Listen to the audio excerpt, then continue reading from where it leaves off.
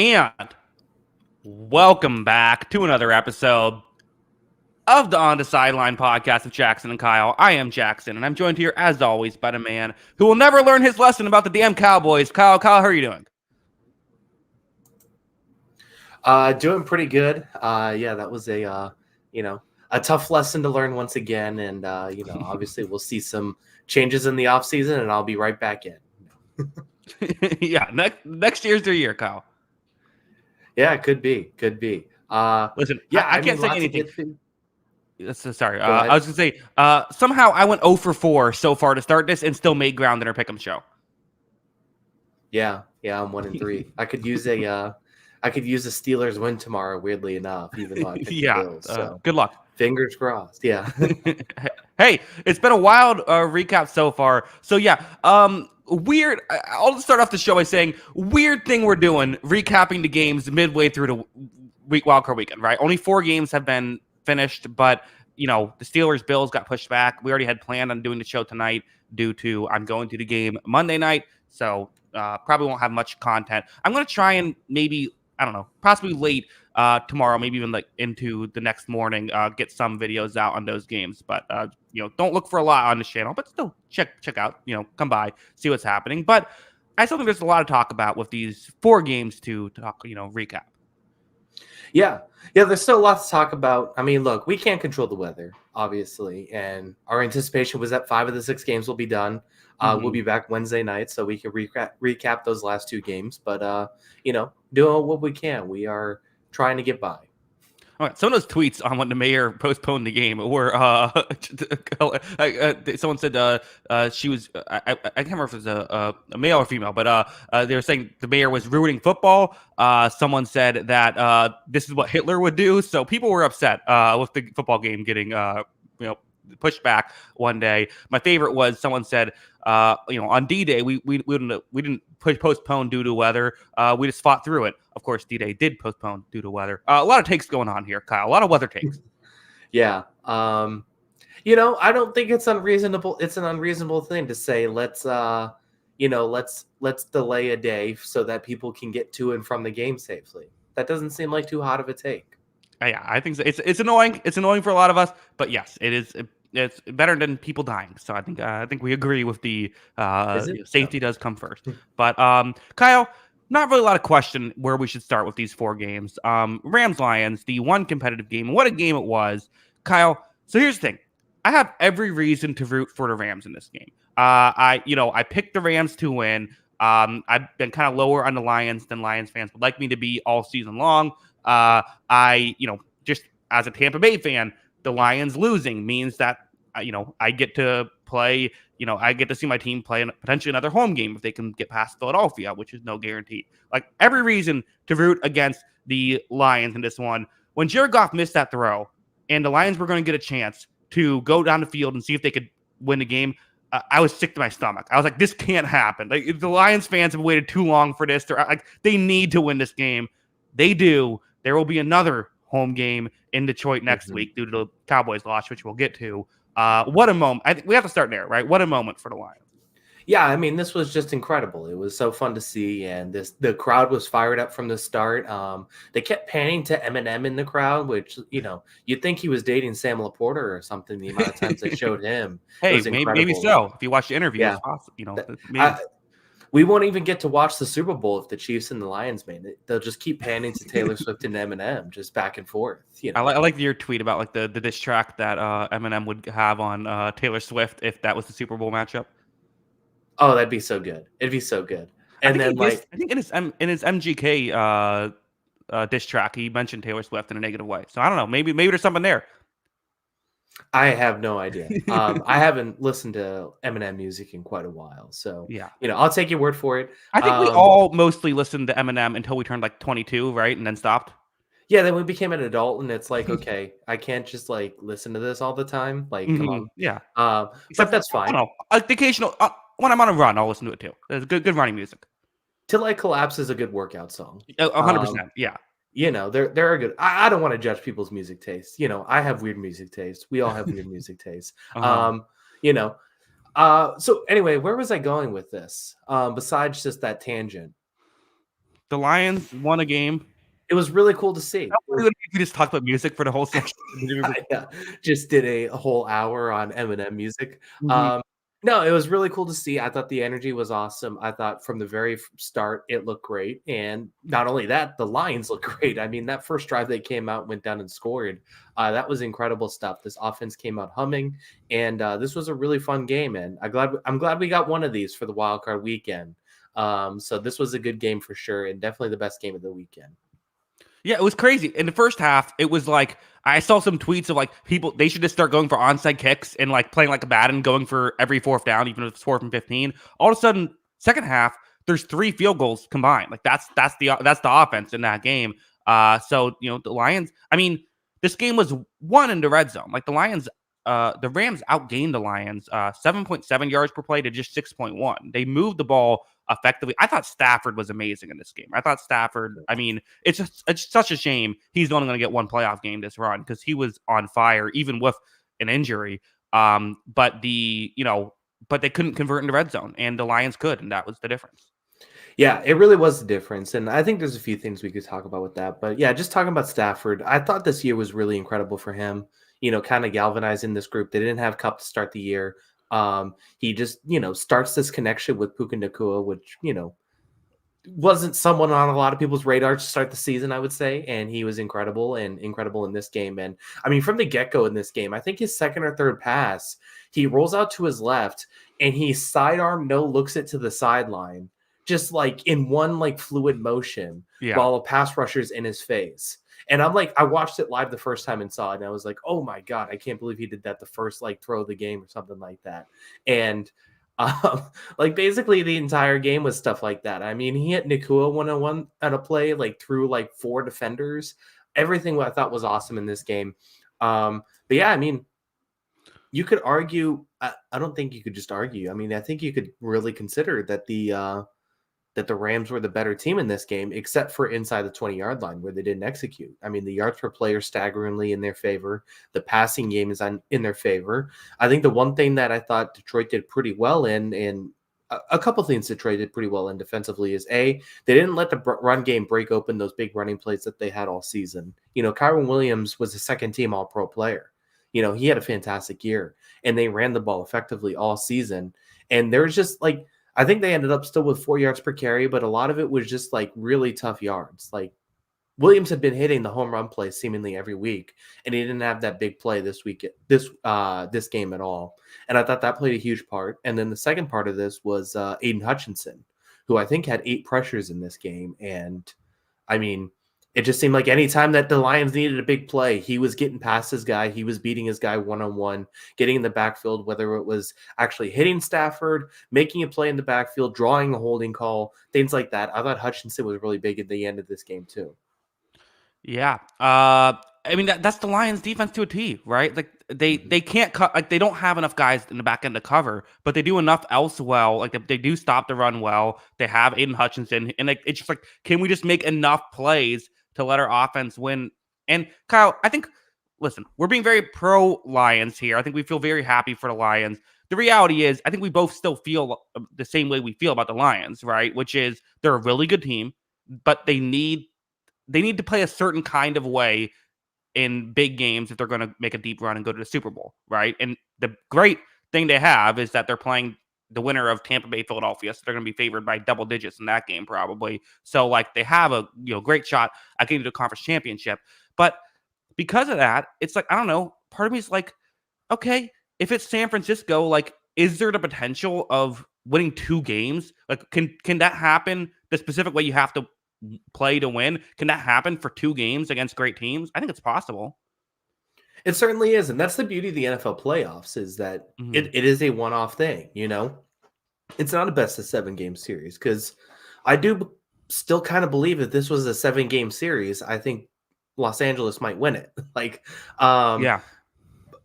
So I do think that's a huge part in it. But yeah, in a 1-game series, this offense can score on anybody. They absolutely can. This was not the best defense they played like all season, but they can get points on just about anyone. And I thought the offense just came out with a ton of energy. I mean, the game script from Ben Johnson in this game too. We talked about Stafford, and McVay also came out firing.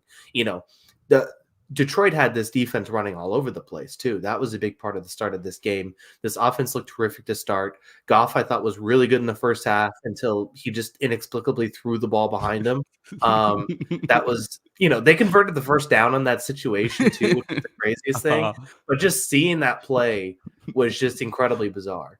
But yeah, I mean that was a huge thing, and it just came down to those moments, and this team, I think, absolutely, and single one-off games can absolutely score on anybody. Yeah, and again, the way the things broke down this week with the they might be the biggest winners of the Cowboys losing, right? Like getting an opportunity, getting to play at home against Tampa Bay or Philadelphia, whereas if Dallas won, having to go to Dallas, like that feels like such a swing. Although again, we'll get to Dallas in a second. We can talk about Goff for a second. I don't know. Goff was Goff, right? Like he made the throws that were there. He had a couple of those. You talked obviously the throwing the ball backwards was weird. He also had a play where he tripped over his own offensive lineman. He missed the throw on third down. I thought when he missed that throw on third down, I thought it was over. I thought the Rams were going to win. They gave the Rams the ball back. I thought it was over. Got away with one, but again, this is what you're going to get with Goff, and you can't look back. I guess you can't look past Philadelphia or Tampa Bay, but you kind of can, right? So like you two big wins you have to make. Can Goff get it done against? We're assuming San Francisco, but there is the X factor of could it be a Packers? I mean, if the Packers beat the Lions in the conference championship, like it would be unfair. Yeah. Look, I mean, yeah, there was definitely some mistakes there, but I thought he minimized his mistakes more than he had in the past. Like, there's probably a few more missed throws if it's another Jared Goff on another day. And I give him the credit for that. I thought he played well enough to win this game. Yeah, for sure. I thought Stafford was better, but I mean, he played well enough to win. That's for sure. So basically, Stafford might have been better than every quarterback that played this week. Yeah, and we haven't even got to Jordan Love yet, so that's really impressive. So yeah, I mean, I thought he was really good. I thought they got Amon-Ra in the game really well. Josh Reynolds came up with some big plays. It seems like he's done that at big times almost all year, and they didn't run the ball all that effectively, but it felt like Montgomery and Gibbs each had some big plays in this game. So yeah, I thought everything kind of worked for them offensively until the second half. But I mean, absolutely, those first three drives are almost as impressive as it gets from an offense. Bro, Jordan Love had a perfect passer rating. No, I don't care. Stafford was better. I watched the games. And he also didn't have a perfect passer rating. It went down because they gave up a bunch of points and they threw an incompletion, so it was lower than perfect passer rating. Ben, in the with a super chat, here's 5 for Jackson having to listen to me push Browns propaganda on Twitter all year. LOL. Thanks for the content. Daily part of my routine. Yeah, Ben and I had some real battles with the Browns here this year. It was a good year for the Browns, albeit a disappointing end. We'll get to that. Jordan Love's amazing. We'll talk about that in a second. But yeah, I mean, to wrap this up, I guess we should mention I think it was a hold. The final play where the Rams would have gotten in field goal range. I think it was a hold. Should have been called. Would have been pass interference because a hold when you're targeted is pass interference at the end there. I also think that doesn't guarantee that the Rams win. Lions would have had a couple minutes left, down 2. Plus, again, you know how I feel about penalties. It is what it is, and there was a bad call that hurt the Lions earlier, so it is what it is. Yeah. Yeah, I mean, I agree with that. I didn't think it was that poorly officiated of a game or anything like that, so I'm fine with it. I guess a couple things like the we have talked about the Sean McVay clock management stuff before. Yeah. Burning 2 timeouts in the second half that you only had 1, and then not using it before the 2-minute warning. Like, I don't know. That stuff kind of bothered me. I guess it didn't really matter, but and then in the second half too. So after that Goff play where, he inexplicably throws it behind his guy, they ended up giving the first down, but that set up a 2nd and 25 with 2.5 minutes left.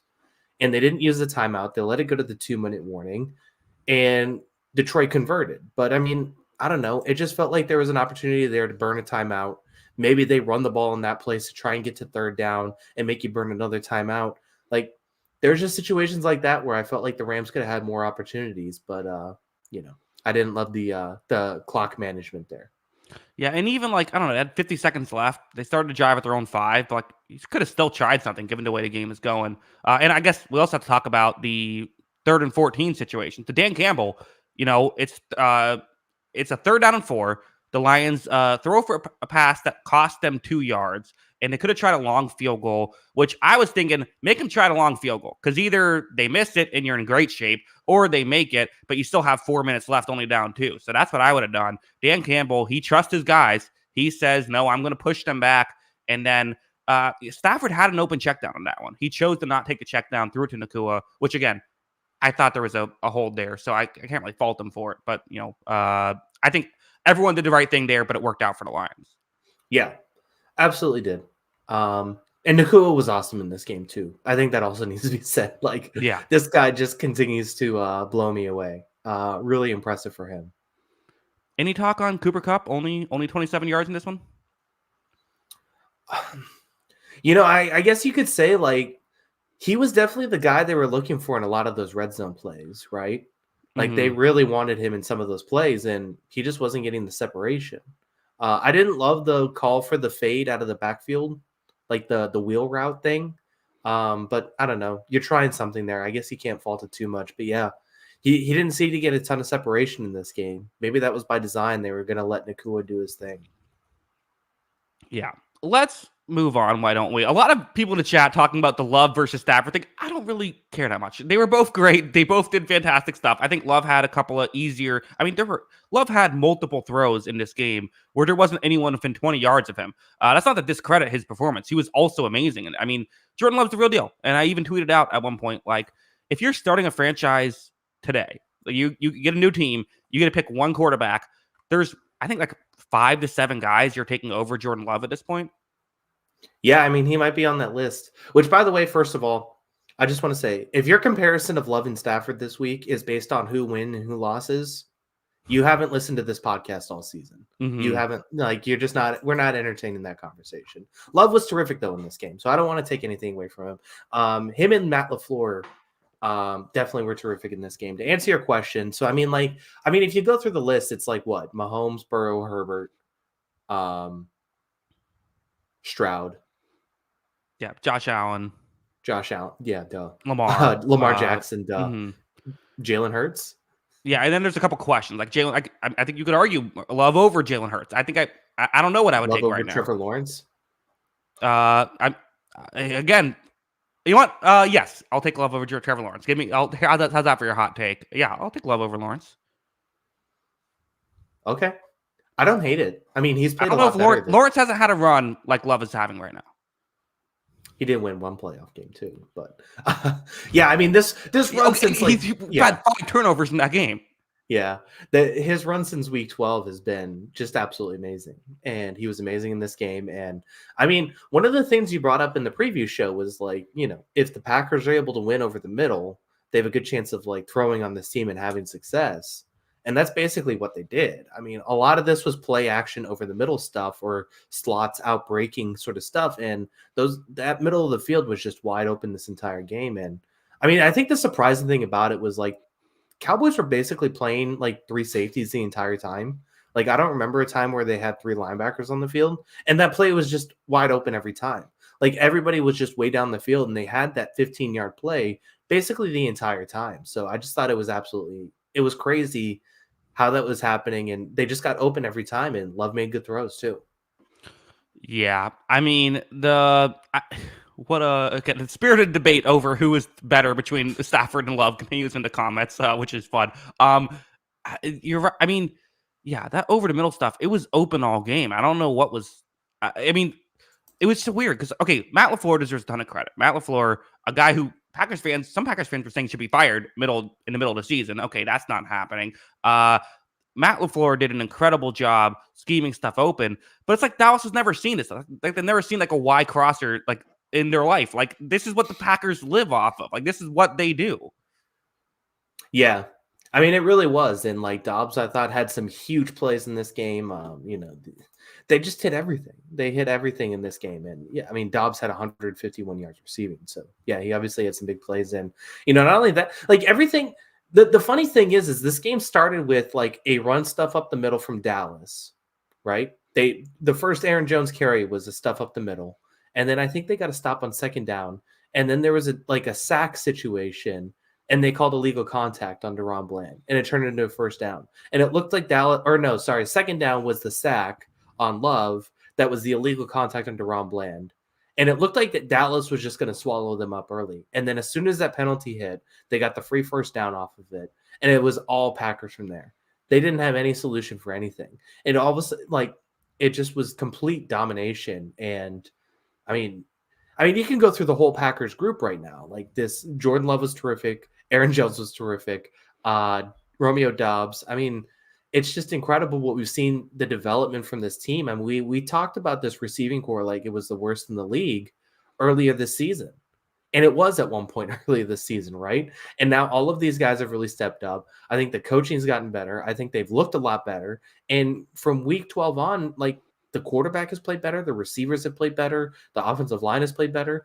From top to bottom, this offense has just gotten so demonstrably better. It's one of the most impressive in-season coaching jobs we've seen. Yeah. Kenneth Leaf, super chat. The 2020 QB class is an all-timer. No kidding. Tua is the fourth best quarterback in that class, and he's going to get paid a lot of money. Again, we'll talk about him in a second. It was hilarious where I talked about in my pregame show, look out for, Stephon Gilmore could get beat with speed. And then Dontavian Wicks, who ran like a 4.62, he's the one who beats him for a touchdown. It's like, okay, well, that's not a good sign if that's the guy who's beating. Kyle, I got to talk about your guy, Stephon Gilmore. I mean, get a rough day out there. It was, is this it for him? I don't know. I mean, he had a good year, but this was a tough game. It was definitely a tough game. I mean, it wasn't just him though. The entire Dallas defense just looked discombobulated. They looked drunk out there. They had a running play where a linebacker was running to the edge and they ran it up the middle. He was in the wrong spot just completely. He ran, everybody ran this way and you see one guy run this way and it's that guy's not doing the right thing. They had several plays like that. The Tucker, was it Tucker Kraft who had the big reception too? Or a lot of guys, you're going to have to be more specific. Yeah. The big reception. Well, there was the one that was the pop-up that he was just standing there catching the ball. Oh, that was, I believe that was Dobbs. That was Romeo Dobbs.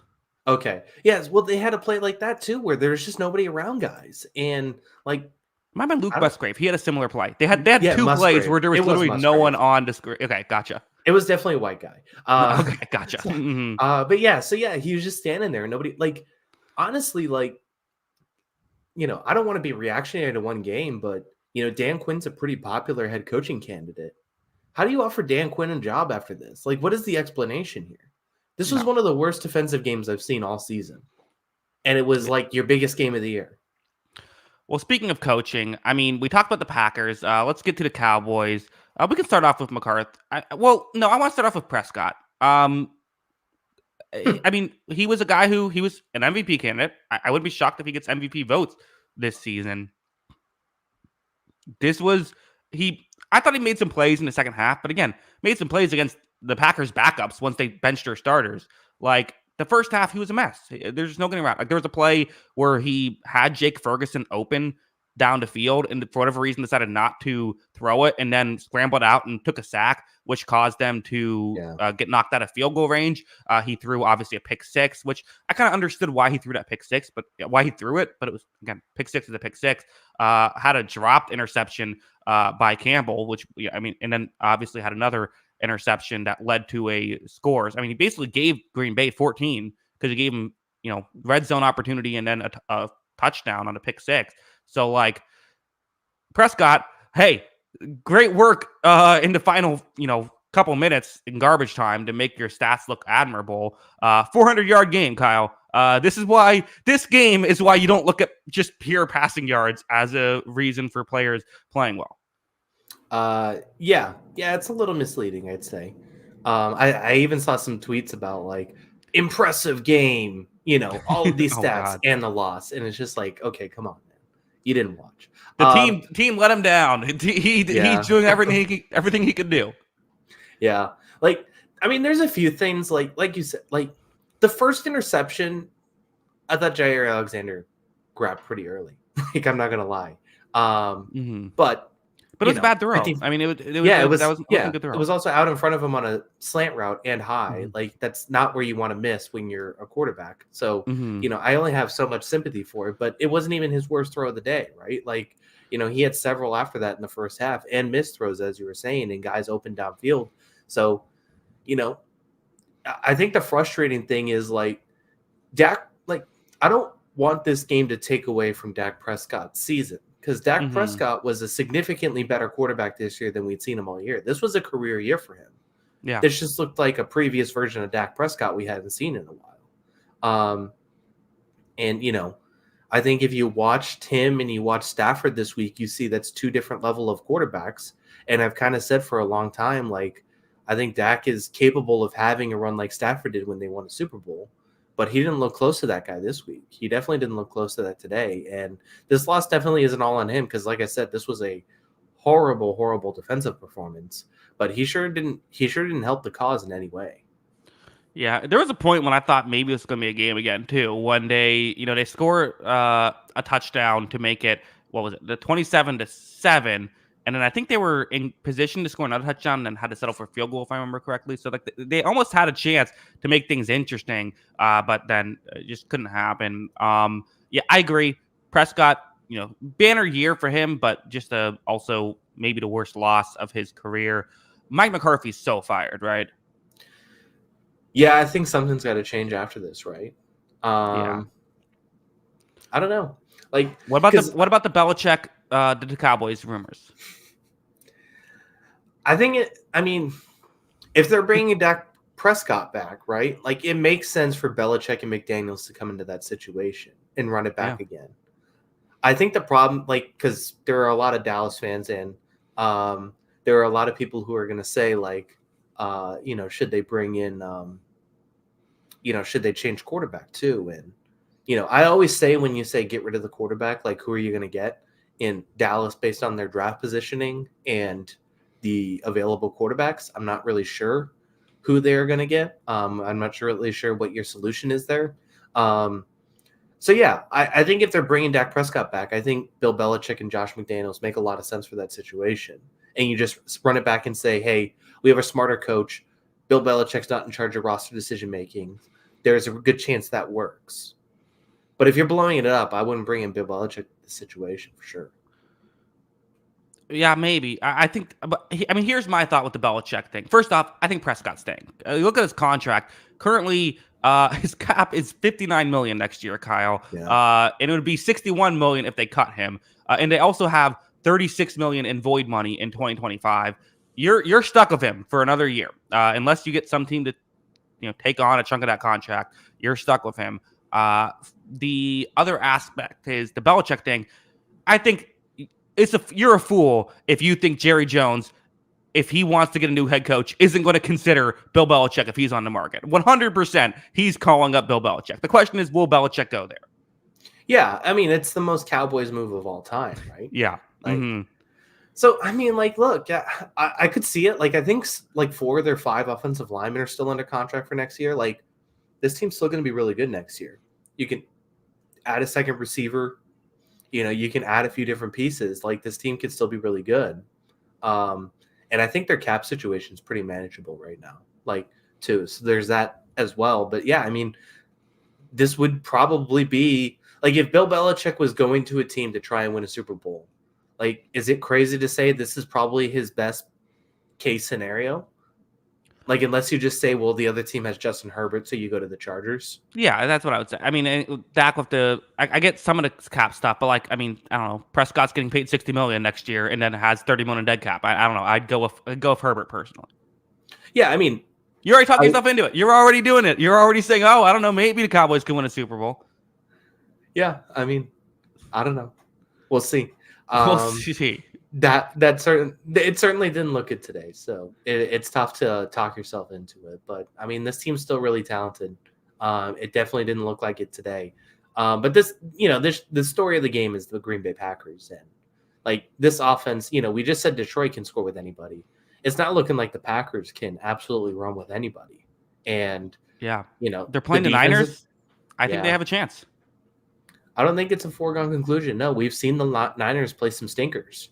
And, I mean, like this Green Bay defense stinks still. I'm not gonna like take anything against that, but Brock Purdy is also capable of putting the ball in harm's way. So if they're able to take the ball away, it's anyone's game, right?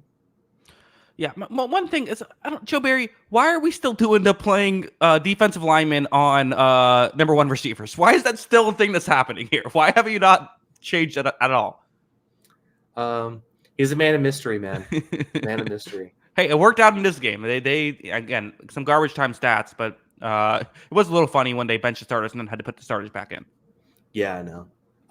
Because I was just thinking, like, wouldn't it have been hilarious if they just got one of those onside kicks or something, and it was like 48-40 at the end of the game? And it's like, oh, close game, but like it wasn't. Like, well, even if they scored at the end there, it would have been they would have made it a 48-40 game. That's what I was hoping for, is for this to be an 8-point game. Like, oh wow, 1-score game. Yeah. So is it? I guess the one question taken away from this game is Jordan Love now the better draft pick than T. Higgins? It's starting to look that way. I mean, it's starting to look like it's, again, I still think that, like, I don't know. I think it's still too early to tell. But I think the fact that we're saying that is just a testament to how much Jordan Love has done, right? Because that pick, they needed Jordan Love to be amazing for that pick to make sense. And right now he's playing fantastic. So the fact that it's even a conversation is, it's just a testament to like how good he had to be to live up to when they drafted him, and he's doing it, which is fantastic. Yeah. I think the question you have to ask yourself at this point is like the Packers seem to be doing this better than everyone, right? Like, Yeah. so is that like, and we keep talking about all these, I mean, in a way, like quarterbacks. No, I get what you're saying. I think the thing where I would push back a little bit is like they did it twice, right? Like it's not a guarantee that, like, I get what you're saying, but like, is that enough to jump to the conclusion of this is what we should be doing? Yeah. Yeah, I don't know. Because it's just so interesting because like their last two guys have looked really good after, a couple of years on the bench. And Kyle Trask, once he gets his start, it's going to be great. Oh, yeah. It's just so fascinating because like the true fact is that we don't, like, when everyone tries to give me a defined opinion on a draft quarterback, like I have basically gone all in on Caleb Williams. Like I still think there's a chance he busts. Like when people actually act like they know what they're doing when it comes to quarterback, and we see it all the day. Like these chat comments are going to go crazy about draft quarterbacks this offseason. This guy's a bust. This guy's going to be good. This guy's going to be bad. You have no idea what you're doing. Because if you had any idea what you're doing, you would be working for an NFL team, because the NFL teams have no idea what they're doing. And there's no statistical backing to which quarterbacks are going to be good and which quarterbacks are going to be bad. But for some reason, the Packers have their third in a row. So I guess good for them. Could it be the cheese? They're just like hopped up on cheddar or something? Yeah, I don't know. Maybe. What's your go-to cheese? I'm a cheddar guy. I feel like I know it's a bit of like maybe a casual take, but I do like cheddar. Yeah. My go-to snack lately has been, I get these like olive oil and rosemary crisps things. Okay. And then I do peppered salami and brie cheese. Okay, that seems good. I'm not a huge brie guy. My fiance loves brie. I'm not as into it. Yeah, I do love brie cheese. I will say when I lived up in Washington State, they had Cougar Gold cheddar cheese, and that stuff was fire. That was really good. Okay, yeah. All right. Well, that's our cheese talk. Yeah. Big pepper jack. No, I'm just kidding. Let's move on. Yeah, pepper jack's great. Let's move on. Indeed. 2 games left to talk about. We'll go Dolphins Chiefs. Kyle, I'll admit it. I was wrong about the Dolphins. Okay, the Dolphins stink. I thought they would be good. I thought they were gonna maybe go on a run. I'm like, all these weapons though. They have stuff. No, was not enough. I thought the Dolphins had a chance. And I mean, injuries are injuries, but that's no excuse. The question is Tua the guy? Tua in the Blaine Gabbert zone in this game, or did he? I think he might have gotten just above it, but not a great game either way by Tua here. And again, what I'm sure the weather came into play, but at the same time, it's like, if you're going to make a deep run, there's going to be games where it gets cold out there.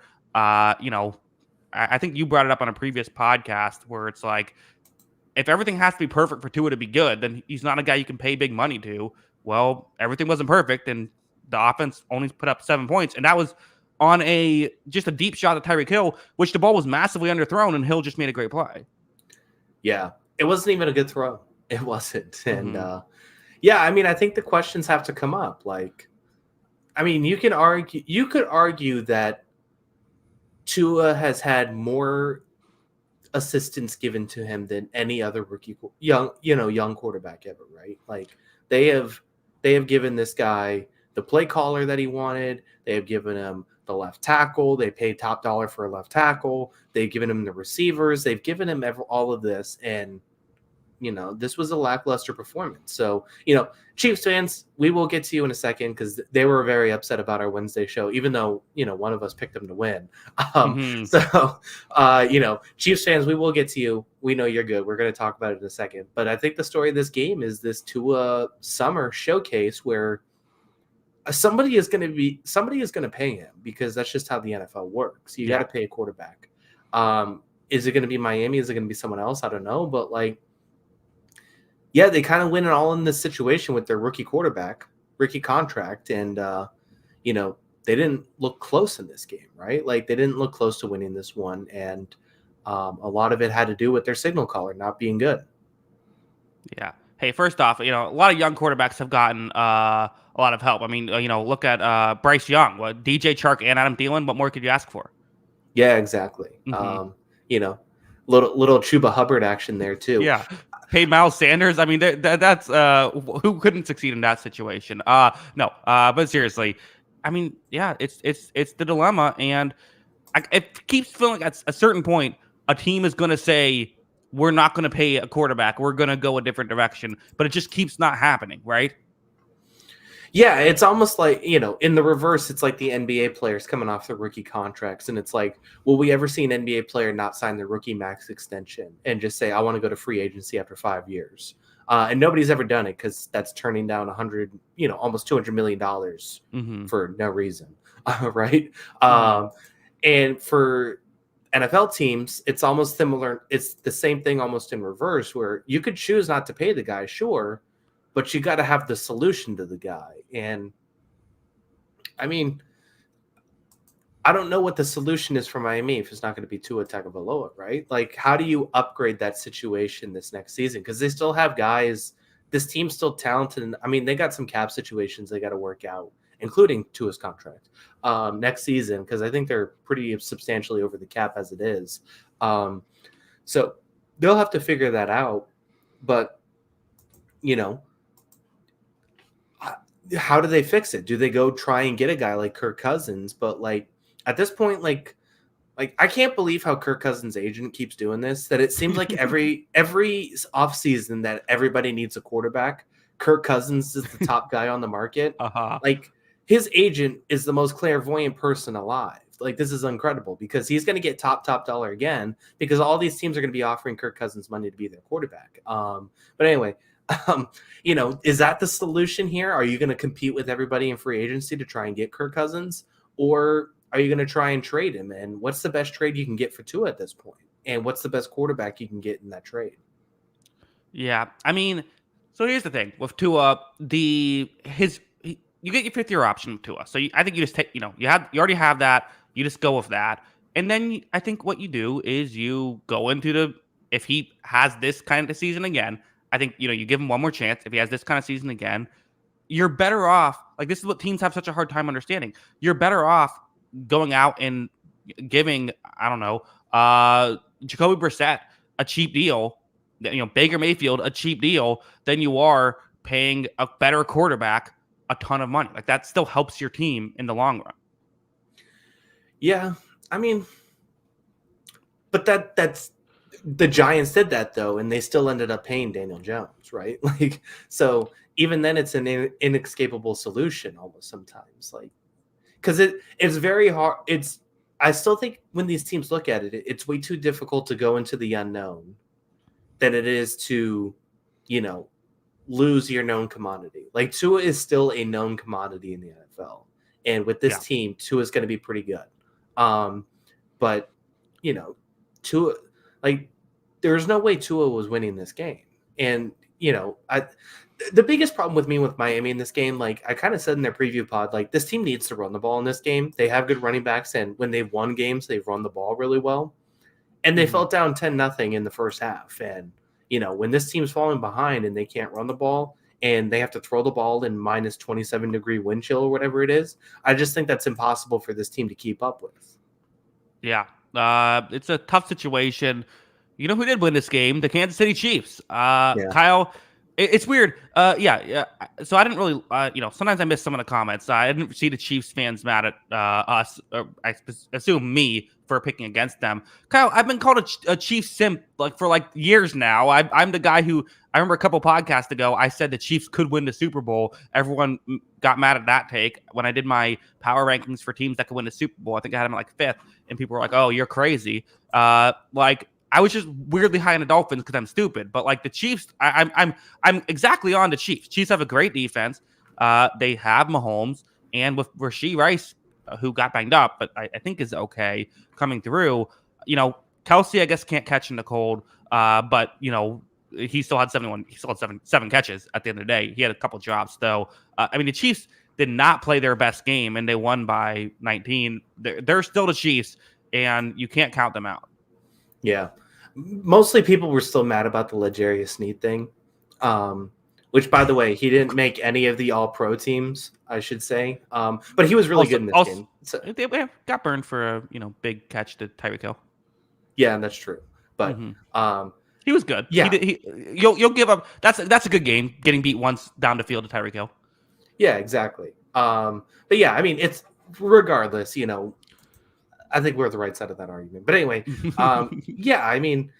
yeah, you were saying this is why it's so scary to count the Chiefs out at any point, right? Because they could still put together these kind of games. And, I think they would still like to look at some of these possessions and say we would like some touchdowns. But given all the circumstances, I thought they played very well. The offense did look better. And part of that was, Rashee Rice, these last few weeks really looking like a number one option. And, at least, maybe not number one option, but he's really shown some flashes and really kind of come together and put together a good, last few weeks. And it looked like it again in this playoff game. And, he was a big part of their success in this game. And, kudos to him. I thought Mahomes was really good. I thought Mahomes was excellent in this game. I think, statistically and metric wise, he's not going to match Stafford and Love, as we talked about, best quarterback of the weekend. But I just thought in general he was really good in this game, and especially given the circumstances he was dealt with the weather. And, they still had some, Kelsey dropped the ball a couple times. They still had some bad receiver routes too in this game, and it just didn't seem to matter. He still came up with some big plays in this one. Yeah. I agree. This was crazy stuff here by Patrick Mahomes. He's he's the best player in football, some might say. I don't know. Chiefs defense also continuing to do what the Chiefs defense does. Again, only giving up 7 points is just crazy. Yeah, to this offense especially. Yeah, I know what the weather is, but at the same time, it's still an impressive performance. And I think part of it was Tua still threw the ball really quickly in this game when he did drop back. I think they said Chris Jones had the highest win rate of the weekend, but Tua threw there was 8 plays that he could have got pressure, but Tua threw it so quickly, and he did stuff like that. And Karlaftis has put together a really nice sophomore season, and he had some big plays in this game. And this secondary, McDuffie and Sneed and all these guys, they made big plays. And this is just a really good, really athletic defense, right? It seems like they're athletic at almost every position. Yeah, it's it could be quite the test for, we assume, Buffalo. I guess it's possible, could be Houston, but either way, should be interesting. Also, someone pointed out in the chat it was McDuffie who got beat on the deep ball, not Snead. So I guess my bad. I mixed it up. Still hasn't given up a touchdown. Then we're good. Okay, there you go. Yeah, well done. I don't know. L'Jarius Sneed's an amazing player. This is the stupid thing about all pros. It's if I think that Jalen Johnson had a better year than him, then I'm a hater. Yeah. We can name 2 cornerbacks. That was the goal. We had to name 2. It's okay to say a guy was 3rd or 4th.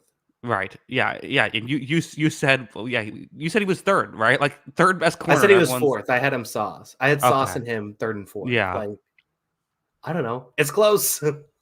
It's really Again, hard. only so many. I got Kyle. I got called a Ravens hater this week. Never thought that'd be it. Never thought I'd see the day where I'm a Ravens hater. Ravens are literally my second Yeah. favorite team. Like I like the Bucks first, then the Ravens. That's like longtime fans know this.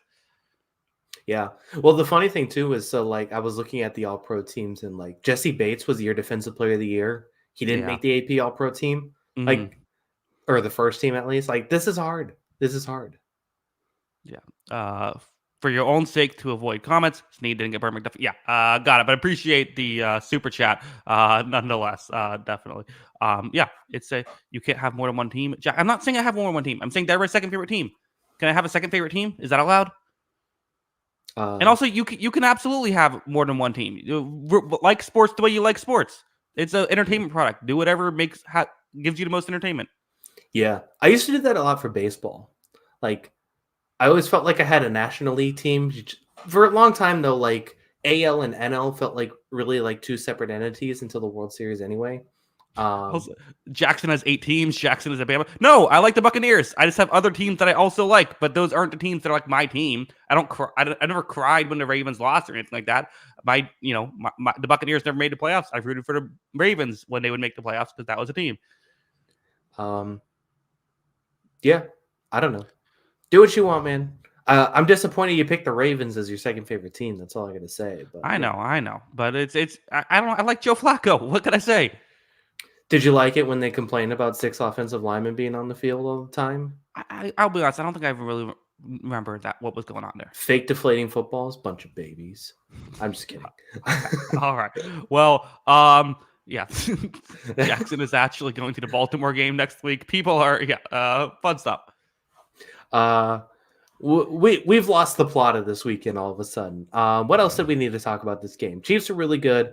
I don't know. Like I understand the weather was not obviously fantastic in this game, but I still think there are some concerns with their offense. Like as we said, there was a couple drops in this game, couple of bad routes. It obviously didn't affect them in this game, but like if Baltimore is able to score on them or Buffalo is able to score on them, obviously that's where it becomes a bigger question. Yeah. I don't know. I still think that I feel like the Chiefs are going to be 2-point underdogs in every game down the stretch, right? Yeah, probably, especially on the road. Yeah, I think so. Let's move on. Why don't we? Final game to talk about. Talk about Joe Flacco. I was rooting for the Browns in this one. I wanted to see some Joe Flacco magic, and he looked good to start the game, but it wasn't going to happen. And I mean, I think the story of this game, C.J. Stroud, emerging as the next big thing. Yeah, I've been pretty vocal this year about not wanting to do the quarterback thing for every game, but I felt like the story of this weekend, especially for the for one of the losers actually, but 3 of the winners was the impeccable quarterback play. And Stroud, I mean, they just did whatever they wanted in this game. Like it was incredible. I mean, we were talking about this Browns defense maybe being the second best in football behind Baltimore, and I mean, it was a dominant performance.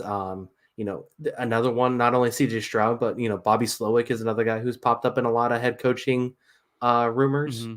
Another Washington in that Washington coaching staff. Yeah, exactly. So having a guy like that, yeah, I mean, I thought he dialed up some big plays in this game. I mean, the Stroud Nico Collins thing was huge.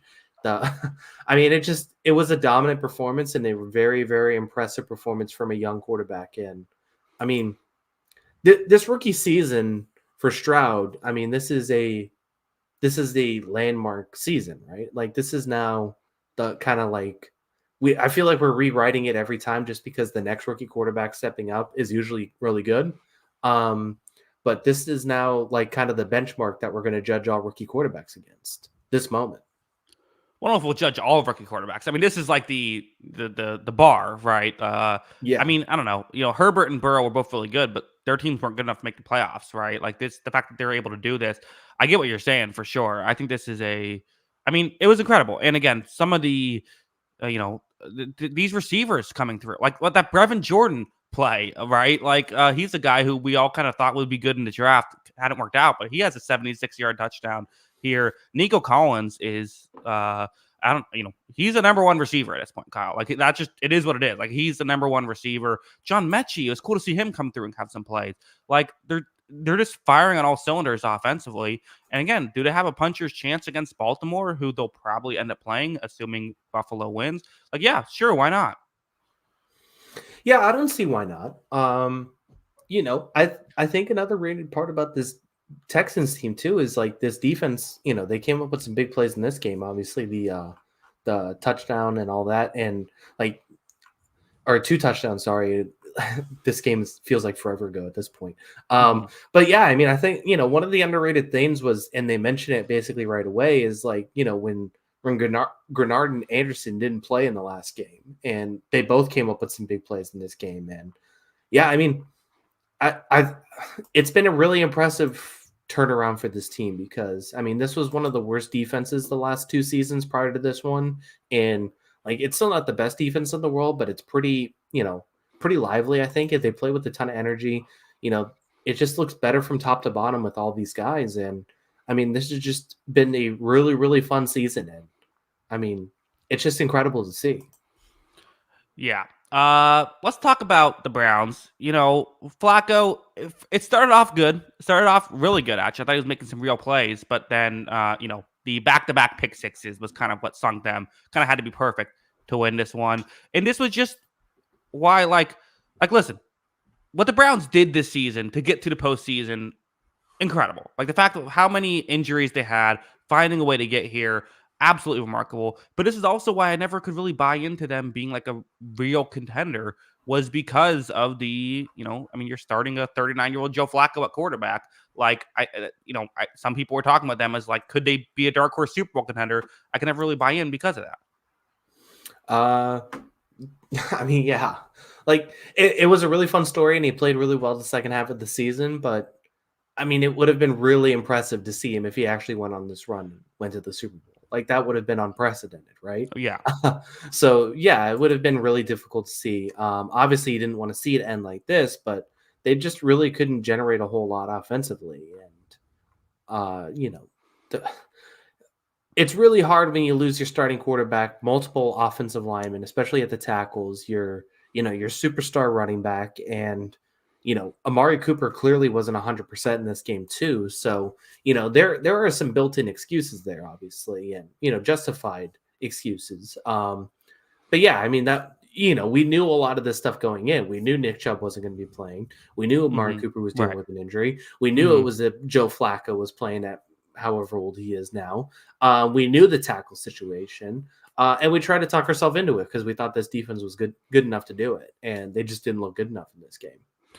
Well, yeah, I mean, that's, again, the defense have been one of the best defenses in football all year. And we have to talk about that, right? Like they were giving up guys wide open. They were blowing coverages. Like this was the strength of the team, and it ended up being a complete weakness. And they were never going to win a game where they gave up, even if you say, okay, 14 of those points were the offense, still, you're giving up, 31 points. Like that's just, you're not winning many games with, the way the Browns are constructed. Yeah. And yeah, it just didn't work from the beginning, and they couldn't get any pressure. Really, it felt like a whole lot. Laramie Tunsil, I think, is a guy who deserves a ton of credit. I talk to Miles. Is Miles Garrett a fraud, Kyle? You're a defensive player of the year pick. No, he's not a fraud to me. But Tunsil is a really good left tackle. Like this is he still got doubled a lot, and Stroud was throwing the ball in like 1 second every play. Yeah, so I mean, there's a lot that goes into that. Like it's not just in. Yeah, not only is he going up against like a top 7 left tackle in the game. Like there was a clear indication that they weren't going to let him get a whole lot. He was getting chipped a lot too. I mean, there was a whole bunch to it. So no, he's not a fraud. But obviously wasn't his most impactful game, and they needed him to be a lot more impactful because, like you said, they couldn't cover. Yeah, it was just a weird game for the Cleveland Browns, and an exciting win for the Houston Texans to be able to, I don't know, good stuff going on there. Do you have any final thoughts on this game? No. I thought, like I said, Stroud was amazing. Defense was amazing. Receiving game was amazing. Like, so who Of the winners you saw today, who would be the most surprising team to make the Super Bowl? Interesting. Sorry, I laughed at a certain point. I'll answer your question in a second. Gray Wolf 427. Where was Garrett? Watt would never. I saw Gray Wolf on a couple of comments into my YouTube videos as well. TJ Watt fans definitely having a good weekend. Um, Although again, now Watt has to get a set, or I guess Watt's hurt, so you don't have to worry about that this week. Team. So sorry. You said which team that won today has the worst chance? Yeah, would be the most surprising because I mean you could argue the Texans and the Packers were the two most impressive teams this weekend, but those are probably the teams you'd bet on to be least likely to make the Super Bowl, right? Yeah, probably. I think that I mean, the real answer is going to be whoever wins Bucks Eagles is going to be the team that everyone's going to say. But I don't know. I think after this weekend, assuming the Bills beat the Steelers, there is that chance that the Steelers pull off the upset. But assuming the Bills win, we're going to talk about, I don't know, the 7 most deserving teams will still be in it, and then the winner of the Bucks Eagles, right? The winner of the Bucks Eagles. Can we just replace the Rams with whoever wins Bucks Eagles? I was so ready for the Rams to win, and just how annoyed people would be if if the Buccaneers for winning the worst division in football got to play the reeling Eagles, and then if they won that game would host another playoff game. That would have been fantastic. Yeah. I'll be interested in that game for sure. But yeah, I mean, it'll be a interesting week ahead. But yeah, I mean, like this Texan story was amazing this season. This Packers turnaround this season was amazing, and I mean, it's been fun to watch, and it was fun to see those teams really dominate this week. Yeah. I mean, really, I don't know. Not the most exciting week, but interesting games across the board. Yeah, there was definitely some intrigue. Like I said, I thought the quarterback play for a lot of especially the winning teams and Matt Stafford.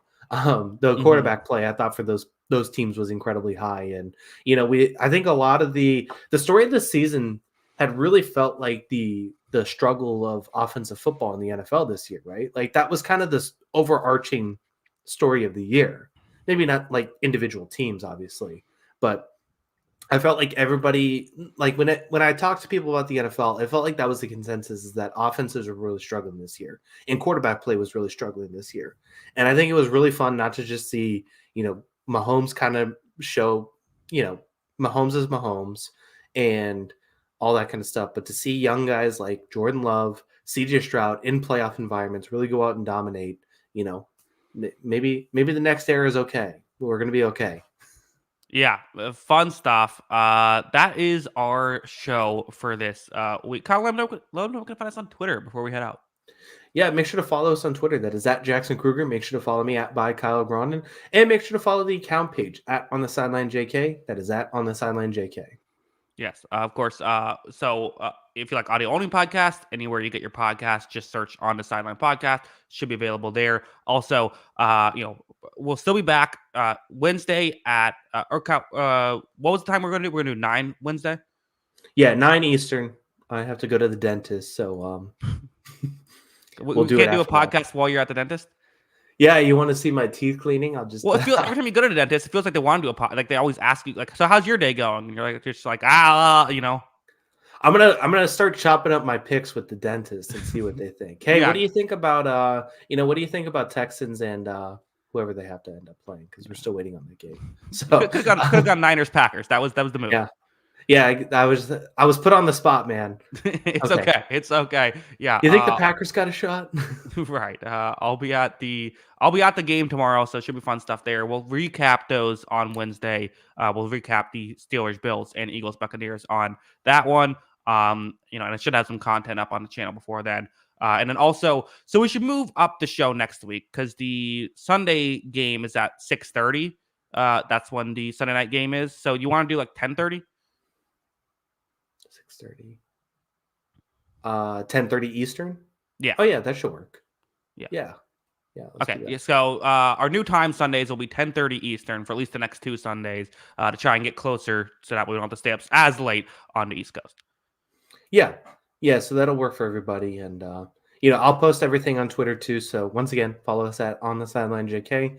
I'll post the schedule on that for the next couple weeks for everybody to know. Yes. Again, thank you to everybody for checking out the show. We appreciate it. Kyle, do you have any final thoughts before we head out? No, let's get out of here. Did you watch anything else this week? I don't know. Was there any other sports stories this week? I felt like there wasn't. Not really. I don't know. Yeah, kind of a. It's tough not having no Monday or Thursday games. Yeah. Oh, did we even talk about the national championship? We did for a second, right? Yeah, for a bit, but it was a little bit choppy because I had the internet issues that week. Yeah. I don't know. So I guess that's basically it. Yeah, let's get out of here. All right, let's get out of here. Again, thank you to everybody for watching or listening. We do appreciate it. Until next time, have a good one. Peace.